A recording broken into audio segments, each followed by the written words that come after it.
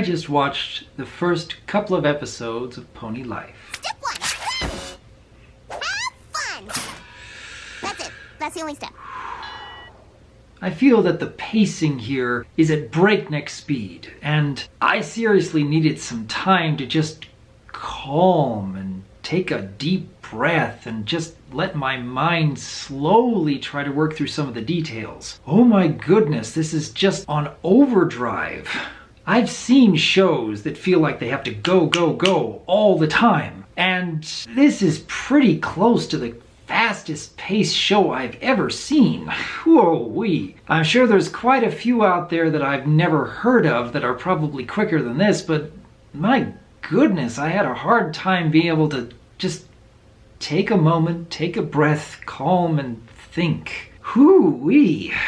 I expected that Pony Life would be much flashier, much quicker on let's get as much story crammed in as fast as we can and try to keep the kids' attention through lots of very bright colors and very quick movements and very quick jokes too. I am still trying to wrap my head around everything that I've just seen. However, I want to make everyone here understand I think it is important not to judge this series on what each of you want it to be, but rather judge it based on what it is. And yeah, it is kind of hard to separate what I've enjoyed so much from MLPG4 and not try to make so many different connections to Pony Life. It's kind of hard to overcome that, but I am trying. And I'm hoping that a lot of you out there can do the same, even though it is a pretty tall order. Listening to the characters, again, it's actually fun to see that each of these voice actresses are trying these characters in a different way. I mean, when I first heard Princess Celestia, I was curious, wait, is that Nicole Oliver? It almost sounds like her, but I'm not entirely sure. Until I looked at the credits and yeah, that is definitely Nicole Oliver. It's a different take on the character. It's a different way of portraying the characters. And it's a very different show, so that comes with the territory. These 2 episodes, which I had thought would be 2 15-minute or so segments, are actually broken into 2 halves, even though these are shorter episodes. You have like 5.5 minutes for part 1 and then 5.5 minutes for part 2. And yeah, that was a little unexpected, but the more I thought about it, I honestly believe that this is not primarily intended for a TV audience, but rather this is for the eventual release on YouTube and trying to make shorter videos. And yeah, I can kind of understand the thinking behind that. I've noticed that in many cases, when you have a very long video, you tend to get fewer views, but maybe more watch time per view. But with shorter videos, you tend to get more views and more people actually watching more of the majority of the video, at least as far as the analytics I've seen over the years for my own channel. So again, I can kind of understand the thinking behind that, if this is intended for an eventual YouTube audience. And yeah, I can't really think of many other reasons why these would be split up into sort of 5.5-minute long segments. But let's talk about the stories themselves. First, you have Princess Probz, which is basically Pinkie Pie trying to audition for the Royal Juggernaut Jelly. I think that's what it's called. And yeah, you have a few different judges, one of which is Celestia. The other 2 don't say anything, and I think they're just there for show. And you have characters like Twilight, overly stressed because she thinks that Pinkie Pie is going to make such a mess that she won't even be considered for what she's creating. It's an extremely simplified story compared to what we've seen in MLPG4. Again, I'm trying to disconnect from what I hope the show is going to be and rather just judge it based on what it is. But it is difficult, and I can understand why a lot of other people are going to keep making those connections, because these are a lot of the same characters. Not exactly the same. There are quite a few differences here and there, but they are designed the same. They are voiced by the same actresses. So I have to believe that the creators behind Pony Life are attempting to draw at least on some of the nostalgia for MLPG4. Even though, again, This is a very different show in many different ways. There wasn't all that much of a lesson with Princess Probz, because Pinkie Pie is pretty much doing her thing and not really overcoming much in the way of struggles, except for maybe losing a little bit of self-confidence when she's first getting in front of the camera. And the fact that this is based on reality TV, and a lot of what I've seen in this show thus far is trying to do much more of a modern take with modern technology and a little less focus on the fantasy elements that we've come to get used to, which I can't say whether or not that's a good or bad thing yet. We've only seen one episode, so it depends on what they do with the concepts long term. But all in all, the first episode really didn't do all that much for me.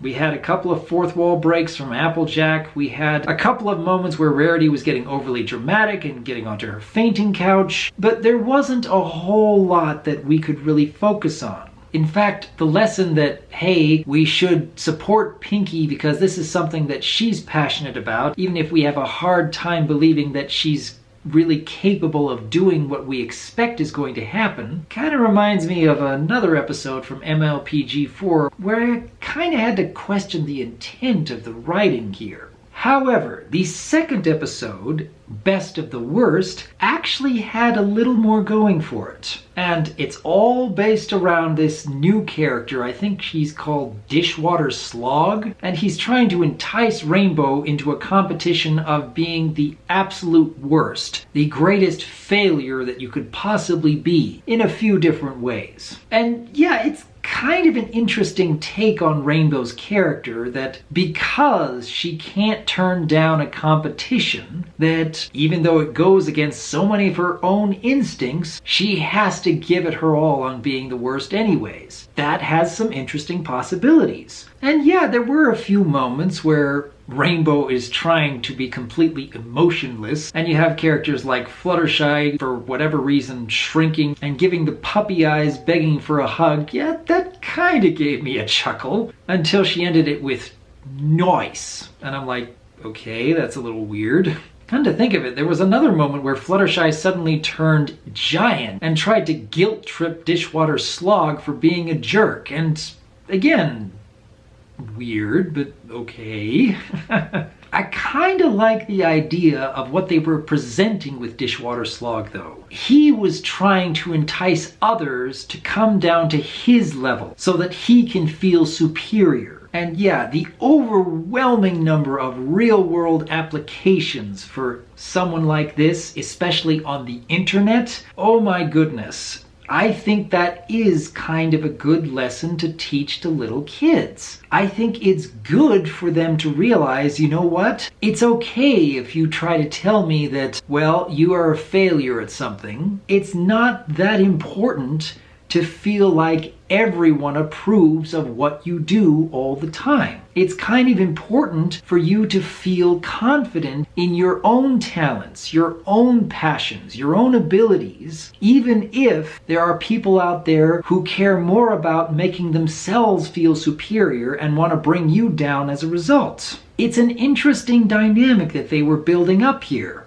I don't think they did everything they could have done with the concept, but it is interesting nonetheless. And yeah, I was kind of hoping for a deeper message, but yeah, this was actually fairly competent. It's still told in an overwhelming pace that I am going to have a hard time getting used to. I still have to take moments to just breathe, calm myself, try to wrap my head around everything I've just seen. So it's probably not a show that I could really get into as much as I was hoping for. But does that make it worthless?